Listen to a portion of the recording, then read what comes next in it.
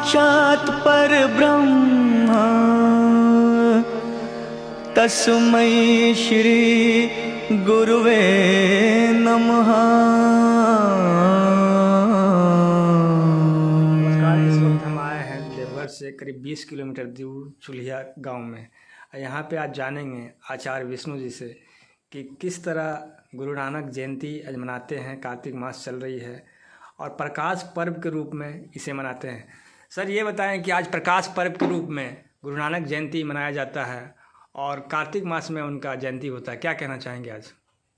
सबसे पहले तो मैं समस्त सिख भाइयों को, देश में विदेश में रहने वाले को मुबारकबाद, धन्यवाद, शुक्रिया अदा करना चाहता हूं और तहे दिल से उनका स्वागत करता हूं कि उन्होंने एक प्रकाश पुंज जैसे गुरु, जिसे गुरु नानक प्रथम गुरु उनका है कहा जाता है, पाया है उन्होंने गुरु को।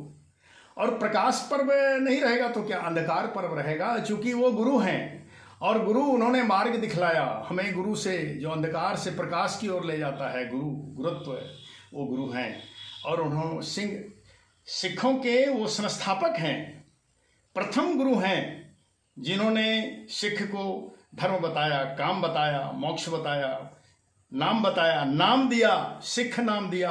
और सिख धर्म के जो संस्थापक हैं वो गुरु नानक हैं। तो जहाँ तक सवाल है कि कार्तिक पुण्य मास में ये क्यों मनाया जाता है, बात है कि मुख्य जो उनका जन्म तिथि है वो 15 अप्रैल 1469 को है। अप्रैल में जन्म हुआ है, वो कार्तिक का मास नहीं था। लेकिन कार्तिक हिंदू सनातन सभ्यता का सबसे प्रमुख और ये पवित्र मास माना जाता है, जिसमें सारे देवताओं का, खास करके हरि जो है सो देवाथान एकादशी को सर माना जाता है कि अवतरित हुए थे हरि।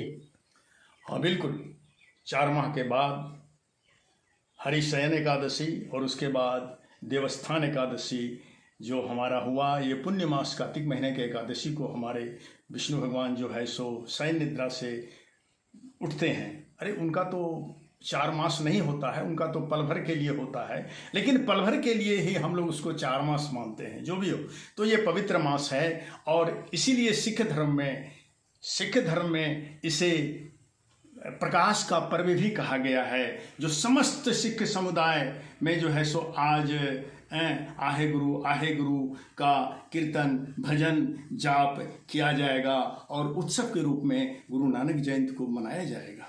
आज बाबा मंदिर, बैद्यनाथ मंदिर में भी काफ़ी भीड़ है, काफ़ी श्रद्धालु आज आए हुए हैं यहाँ पे। और बैद्यनाथ मंदिर में काफ़ी ज़्यादा भीड़ उमड़ी हुई है श्रद्धालुओं को। आज क्या लोगों को आज यहाँ से आप ग्राम चुलिया से क्या कहना चाहेंगे? आज क्या, मैं तो चाहूँगा कि आप हमेशा मंदिर में उमड़िए। पवित्र दिन है, पूर्णिमा है। जो मास भर नहीं कर सके साधना, मास भर उपासना नहीं कर सके, कार्तिक स्नान नहीं कर सके, भगवान का दर्शन पूजन नहीं कर सके, बंदन नहीं कर सके, तो कम से कम अगर आप एक भी दिन कर लेते हैं, बाबा का दर्शन, बाबा का जलार्पण कर लेते हैं, तो आपको वो फल तो मिलेगा। इसीलिए आज भीड़ होती है। और हम चाहेंगे कि आप नित्य नहीं कर पाते हैं तो कम से कम पूर्णिमा और कार्तिक मास जैसे पवित्र पूर्णिमा के दिन आप बाबा मंदिर में जरूर जल चढ़ावें, उनका स्पर्श करें। से, ब्रह्म से या अपने जो भी उनके इष्ट होते हैं उनसे वो एकाकार होता है। ये गुरु का लक्षण है और ये सारे लक्षण हमारे गुरु नानक देव में हैं। इसीलिए हम धूमधाम से और प्रकाश पर्व के रूप में इसे मनाते हैं। मैं सिखों को पुनः इसके लिए मुबारकबाद, धन्यवाद और बार बार बधाई देना चाहता हूँ कि इन्होंने प्रथम गुरु और ऐसे प्रबल गुरु को प्राप्त किया है जो दुर्लभ है। अभी के समय में सर, जैसे कि गुरु को लोग तलाश करते हैं, गुरु मिलते नहीं हैं, तो किस तरह गुरु को प्राप्त करें और किस तरह गुरु मिलें जो कि गुरु जैसे हों और उनको आगे बढ़ाने में सहयोग करें? आपकी उम्र क्या है? 50? तो 50 वर्ष आपकी बीत गई तो खैर कम है। मेरी 73 वर्ष उम्र हुई और 73 वर्ष में मैं गुरु नहीं खोज पाया, नहीं मिल पाया। तो आप प्रयास कर रहे हैं, अच्छी बात है, मिल जाए तो मुझे सूचित करना। लेकिन जहाँ तक गुरु की बात है, मैंने श्री राम शर्मा आचार्य से दीक्षा ली। दीक्षा लेने के बाद कुछ ही समय में उनका जो है सो ब्रह्मनिष्ठ हो गए।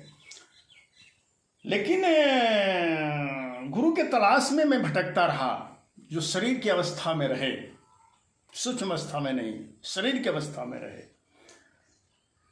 तो गुरु प्राप्त करने की में अगर आप पर प्रबल इच्छा है, जिज्ञासा है, तो आपको इसके लिए प्रयास करना पड़ेगा।